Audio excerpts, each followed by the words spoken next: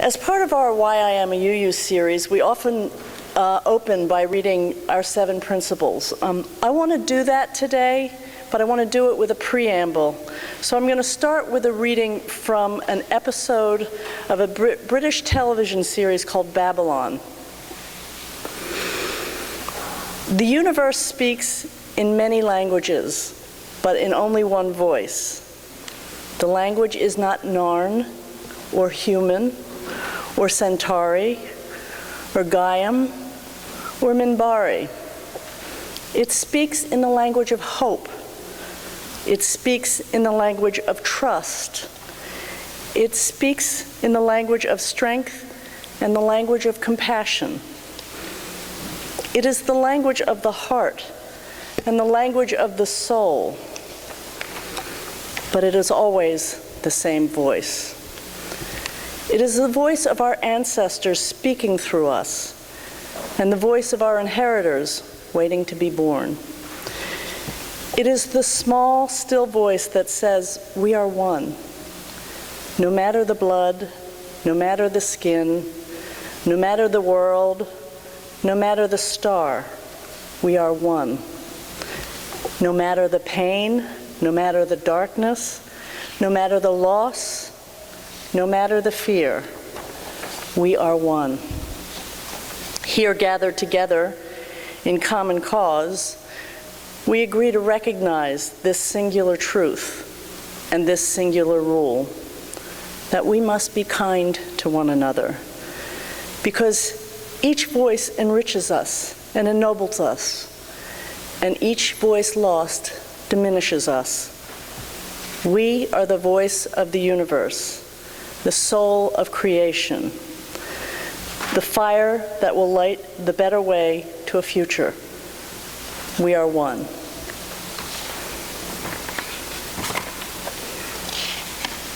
And I don't have the principles.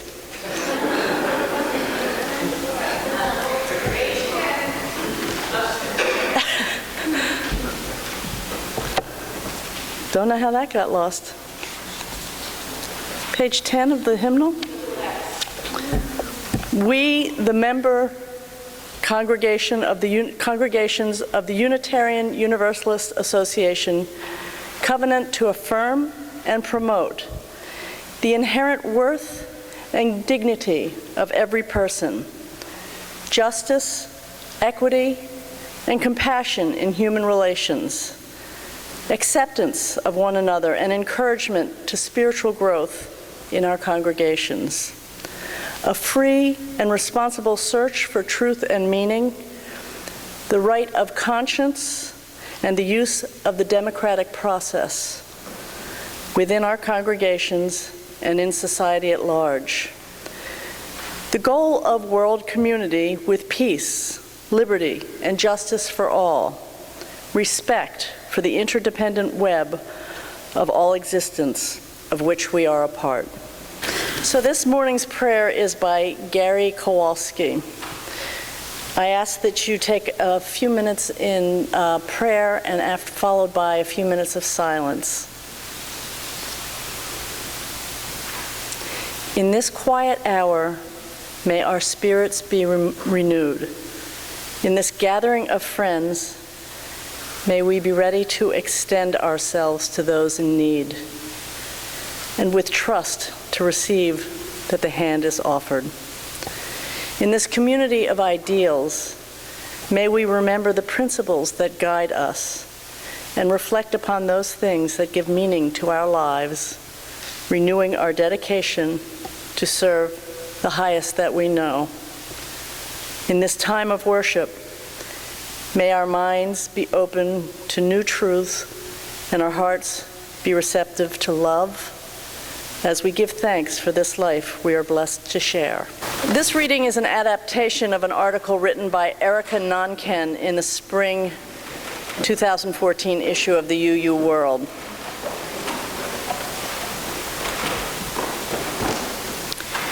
Unitarian Universalism is rooted in staunch Emersonian individualism that requires us to trust our own moral compasses.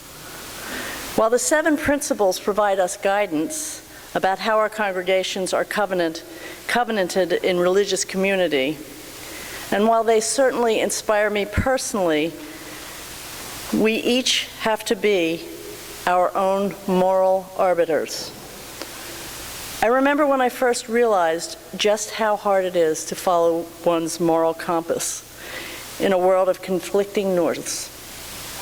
I was 19 and walking through a deli market when an emaciated, acid-burned, leprous girl wearing only a filthy tank top grabbed my shin with her one remaining limb, crying while begging for coins. I looked up at my trusted friend, an older man who had lived there for years, my eyes tearing up. Logically, I knew this girl was likely a trafficked cog in a begging cartel, and that giving her money would absolutely not be in her best interests. But it was heartbreaking to have to gently pull her loose and deny her. My friend said, not unkindly, that I'd never get through the world if I didn't toughen up. I couldn't help everyone. How tempting his sentiment was. But I remembered The Starfish, the story by Lauren Isley. We can't throw all the starfish back in the ocean, but we do make a difference to each one we save. Following that moral compass, I was guided to work in the international arena. But my moral compass left me floundering without magnetic north, as often as not, because even when we ask ourselves the tough questions, we too rarely figure out together the tough answers. Individual religious moral authority is exhausting. Its magnetism can weaken. Everyone's personal moral compass needs some assistance. Religious community, our whole global community of UUs, can help us navigate the world when we feel lost. Not because others will have answers for us, but because together we can each help remember and believe in what we already know, sharing support when we struggle to resist hate, despair, and most insidious, apathy. Unitarian Universalism is a beautiful place, and we have so much solace to offer. I truly believe we have the moral tools and spiritual community we need to succeed. We just need to learn how to use them powerfully. The next time my magnetic north flounders, I want Unitarian Universalism to really be at my back, filling me up and pointing the way. And now I'm going to introduce Lorraine Kujawa.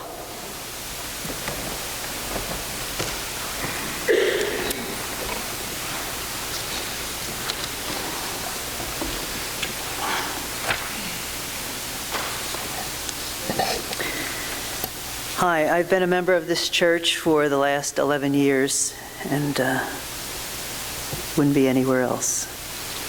Why I am a Unitarian Universalist.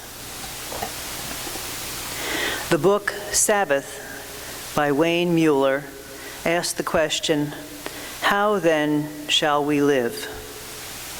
The Catholic schools I attended back in the 50s never answered that question for me. When I was 5, my mother and I stood outside the wrought iron gates of St. Joseph's Elementary School playground in Brooklyn, the school where my brother was in first grade.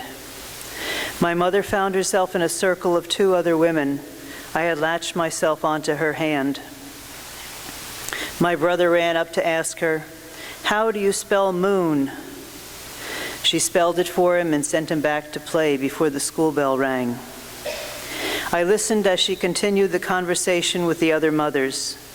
They were sharing the story of another woman who had gone to the priest to seek advice about her husband who beat her. The priest had advised her to pray. for this was her cross to bear. From my mother's stance and her voice, I could tell that this did not sit well with her, and I took in what she saw as a grave injustice. It was an example of my mother's unintended lessons on her sense of right and wrong. My mother believed wholeheartedly in being a Catholic at all cost, yet, on the other hand, was a pragmatist throughout her life. At the Catholic schools I attended, there were many definitions of good and bad behavior. There was always a long list of thoughts and deeds that reflected the bad as well as the good, no matter how impractical the results may have been. I gave up jelly beans for Lent.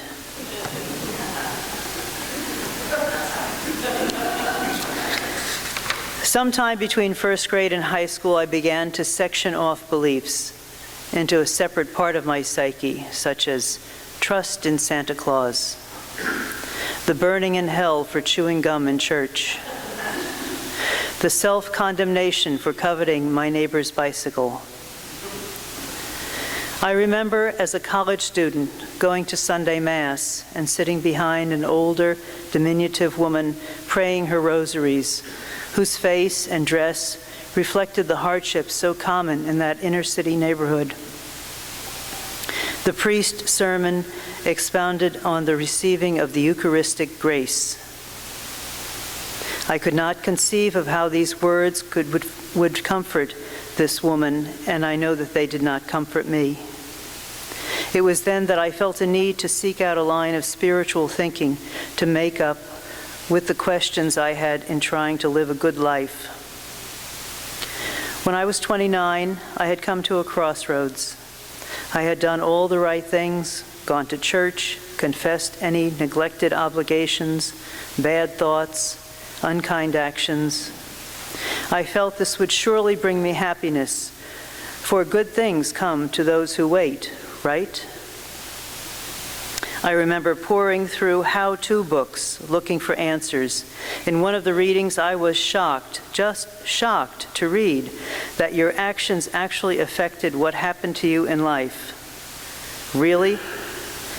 I actually had something to do with how my life turned out. I had had no idea. This was not what I learned from the good sisters. I had learned that your crosses were to be borne with humility, and all this heavy lifting would get you to heaven. When my mother was in the nursing home in her 80s, I asked her if she believed in heaven.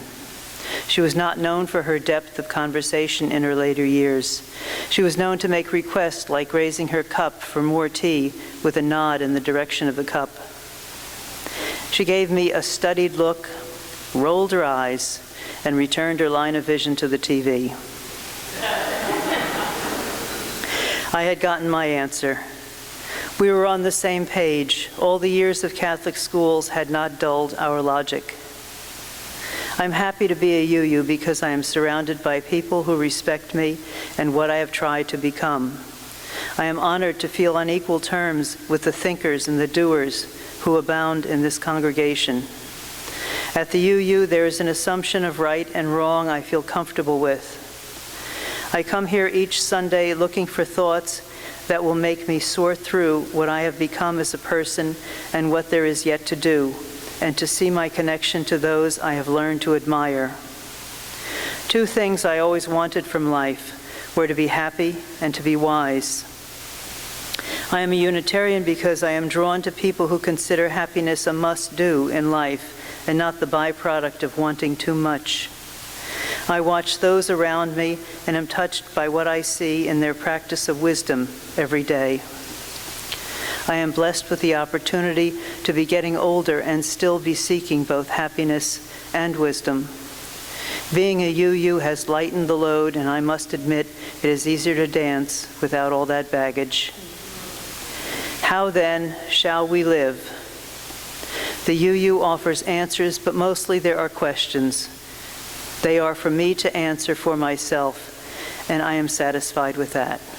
Thank you.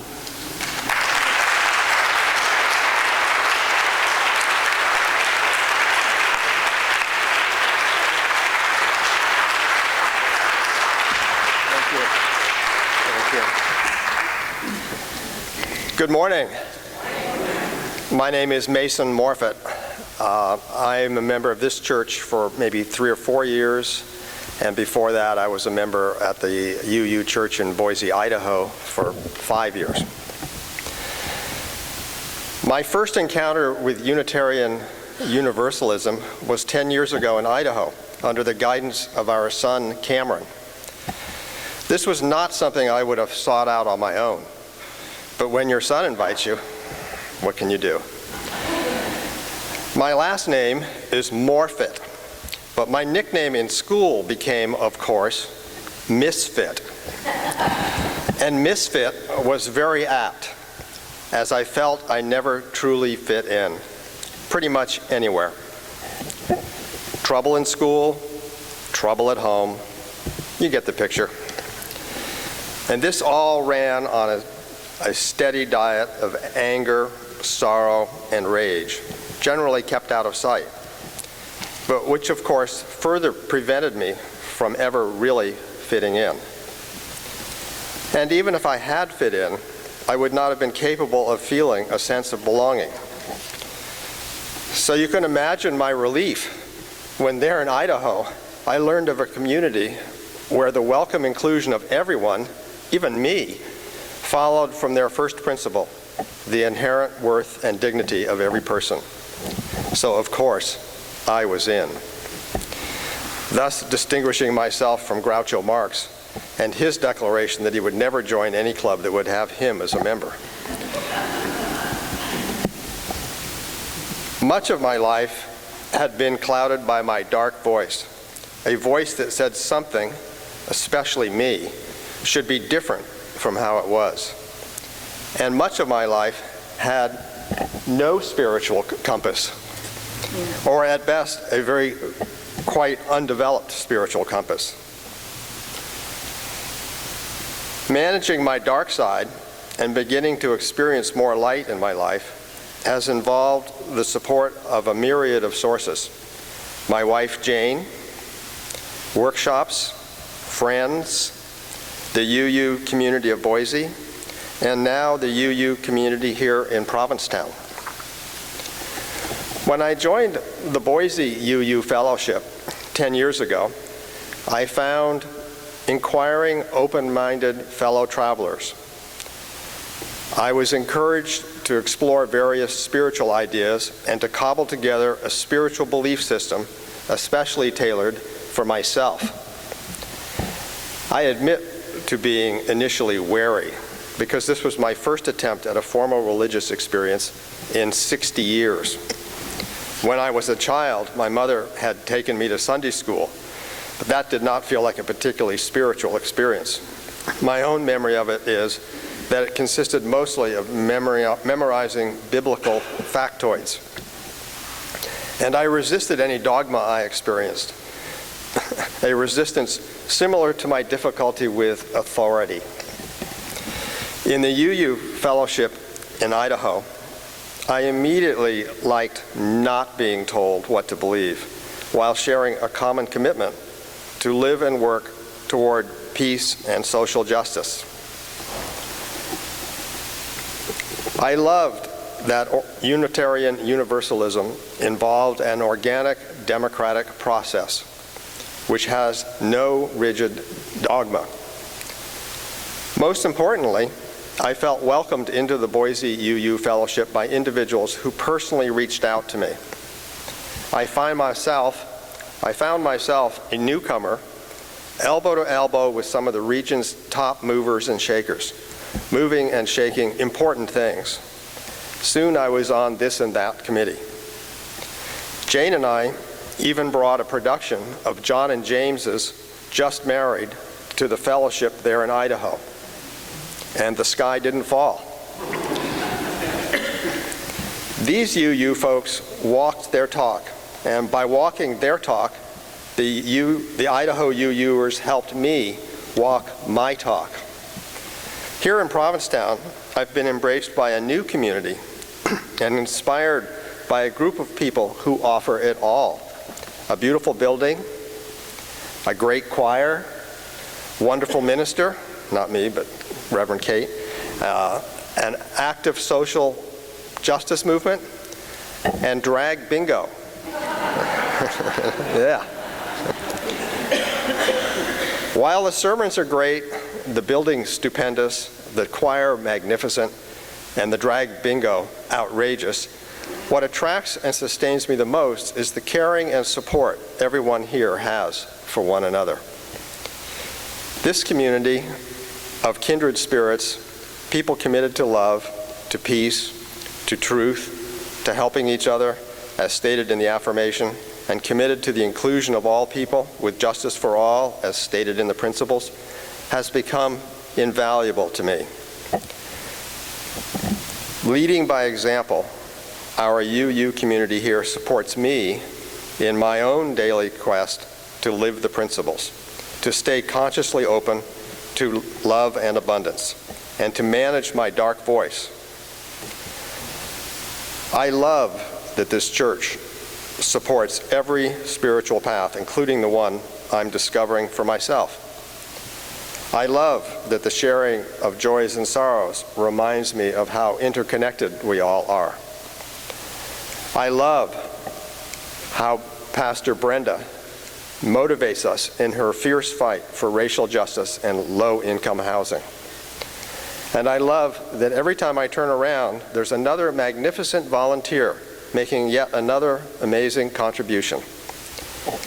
And I love that in every service we recognize and appreciate some of the recent contributions that may otherwise have been made without acknowledgement. And I love that together we chose a minister, Reverend Kate, whom I actually want to come listen to on Sunday instead of going out on my bike. And I love that we have a choir director who encourages everyone to join our choir, regardless of their singing experience, and even has given me, tone-deaf me, the courage to sing the hymns. Yes. Yeah. Yeah. Your commitments to these principles and the way you work to bring them to life is the model of what I would like for myself. As I open myself to this welcoming community, my old dark side becomes less and less a driving force and more just a curiosity. And I find myself guided more by my new spiritual compass. So thank you all for making this meeting house such an inspiring and supportive place of love. Namaste.